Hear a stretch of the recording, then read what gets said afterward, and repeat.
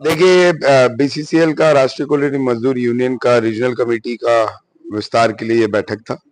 इसमें दो resolution pass हुआ। एक तो नया रीजनल कमेटी को बनाने के लिए, दूसरा रेजोल्यूशन पास हुआ क्योंकि कोल इंडिया कर्मियों की संख्या दिन ब दिन घटते जा रही है। जब कोल इंडिया निर्माण हुआ था तो 7.5 लाख एम्प्लॉय थे, आज 1,75,000 हो गए और मैं समझता हूँ पिछले आने वाले 5 साल में ये 1 लाख के करीब हो जाएगा। तो हम लोग ने असंगठित विंग बनाने का निर्णय लिया है, जहां पे क्योंकि हमारी जिम्मेदारी अगर कोल इंडिया मजदूरों के लिए है तो साथ जो 1948 पार्लियामेंट्री एक्ट के तहत जिनको फायदा पहुंचाना है, जो स्वास्थ्य सुविधा देना है, चिकित्सा देना है, पानी देना है, उनके के लिए भी है।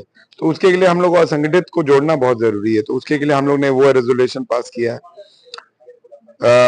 एरियाज में हम लोग प्रत्येक महीना एक एरिया में हम लोग बैठक करेंगे, जिसका हम लोग ने रेजोल्यूशन पास किया है, और प्रत्येक महीना सीएमडी लेवल पर मेरी बैठक होगी और तमाम एरिया का जो ज्वलन मुद्दा होगा उसको हम लोग वहां पे निष्कर्ष निकालने का काम करेंगे।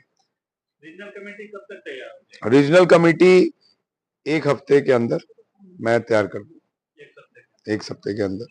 और उसके बाद रीजनल कमेटी के बाद जो तमाम एरिया है वहां पे भी अब जो मनोनीत प्रक्रिया है उस पर हम लोग रोक लगा रहे हैं। अब ऑब्जर्वर जाएंगे और ऑब्जर्वर जाकर वहां पर सेक्रेटरी प्रेसिडेंट का चयन करेंगे। मनोनयन प्रक्रिया को अब हम लोग समाप्त कर रहे हैं और जो ऑब्जर्वर होंगे वो दूसरे कंपनी से होंगे।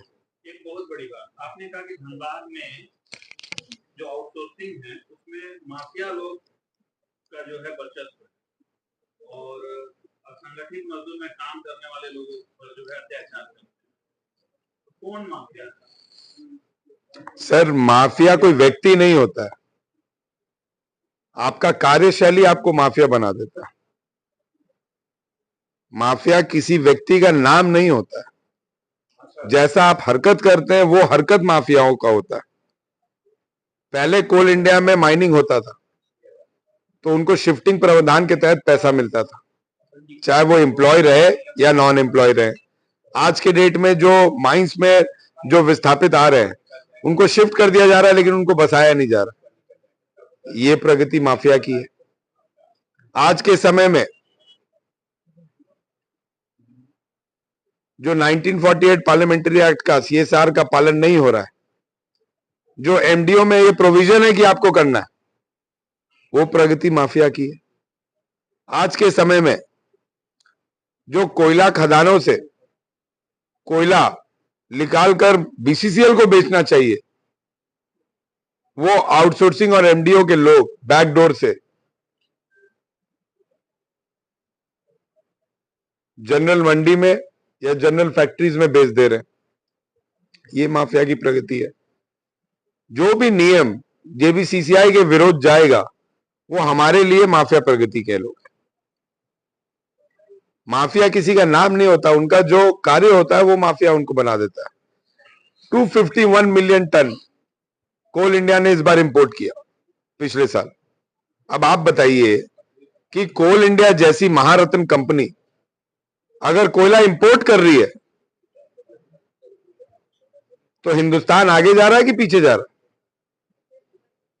अगर 251 मिलियन टन इंपोर्ट होगा, जिसका production quantity BCCL, CCL, ACCL, NCL और ईसीएल को मिला दीजिएगा, उससे भी कम इन लोगों का प्रोडक्शन है और इंपोर्ट का क्वांटिटी ज्यादा है।